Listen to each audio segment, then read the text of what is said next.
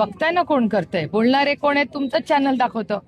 त्याच्यामुळे बोलणारे कोण आहेत किंवा त्यांना खत पाणी घालणारं कोण आहे हे किंवा कुठल्या विचारात ते काम करतात हे तुमच्याच चॅनलवरनं रोज आम्हाला कळतं ना. आता आम्हाला कसं कळणार अहिल्यानगरमध्ये कोण काय बोलले ते तुम्ही दाखवता म्हणून आम्हाला कळलं. पण सत्ताधारी पक्षातलेच ते आमदार आहेत, त्यांच्याच पक्षाने त्यांना नोटीस दिलेली आहे. याचा अर्थ अजित पवारांचे आमदार सुद्धा त्यांचं ऐकत नाहीत असा होतो का? ते नाही मला सांगू शकणार, त्याचं उत्तर ते असतात पुण्यात खूप वेळा, तुम्ही त्यांना विचारा. पण हे दुर्दैव आहे की सातत्याने मला फक्त इलेक्शन येतील पण जातील, पण एकदा ही जी अंतर आहे किंवा ही कटुता जर वाढली तर ती कुठल्याही समाजाच्या हिताची नाही.